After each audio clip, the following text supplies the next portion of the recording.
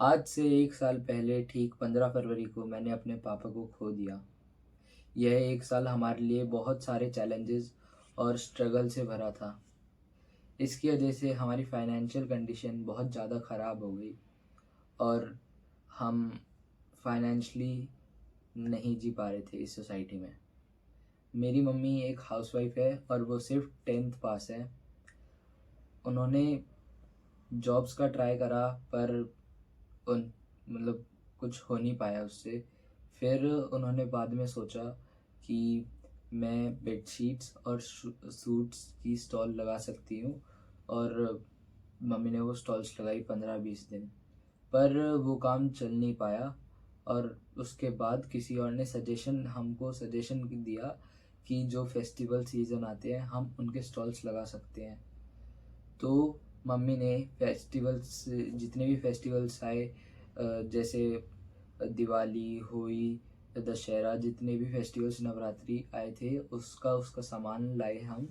और फिर हमने वो बेचा जिससे हम थोड़ी अपना गुजारा चला पाए। पर इस बीच में भी मेरी मम्मी का एक बार पर्स नीचे ही छूट गया हमारी लापरवाही की वजह से। पर नीचे बहुत ज़्यादा अंधेरा था, रात के 10:30-11 बजे, तो हमको वो पर्स दिखाई नहीं और उससे फिर हमारे पैसे गायब हो गए।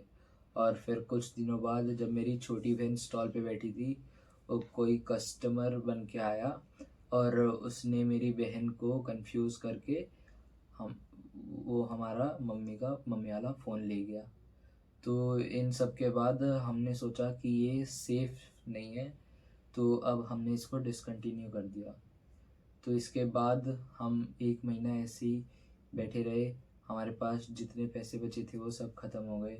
इस बीच में हमारे स्कूल में हमने एक हमने एक फ़ाइल भी डाली थी हमारी फ़ी कंसेशन के लिए। तो अप्रॉक्स 1.5 महीने बाद उनका रिप्लाई आया और उन्होंने मेरी और मेरी छोटी बहन की फ़ीस कम कर दी, जिसके लिए मैं ग्रेटफुल हूँ कि हमारे स्कूल वाले हमको इतना सपोर्ट कर रहे हैं। Now we are currently studying and my mother is going to a school as a helper. अभी थोड़े दिन पहले ही मम्मी ने जाना स्टार्ट करा है। पापा के बिना लाइफ बिल्कुल आसान नहीं रही। हम अपनी पूरी कोशिश कर रहे हैं सरवाइव करने की, पर इतने स्ट्रगल्स और चैलेंजेस से हम दिन पर दिन टूटते जा रहे हैं।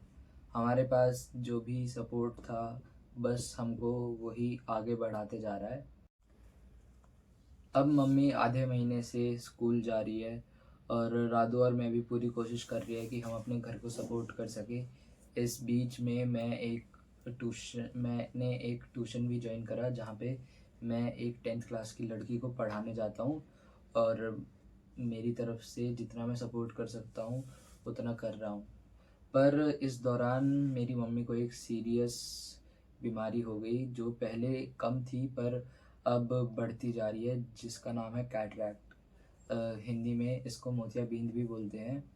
और कैटरैक्ट की वजह से जो मेरी मम्मी की लेफ़्ट आई है उसमें रोशनी कम जा रही है और ये अब बहुत ही सीरियस प्रॉब्लम बन चुकी है।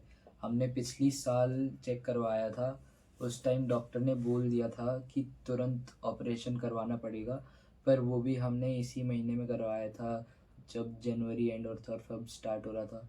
तो उसके बाद हमने फुल डिसाइड कर लिया था, पर फिर ये हादसा हो गया तो हम करा नहीं पाए।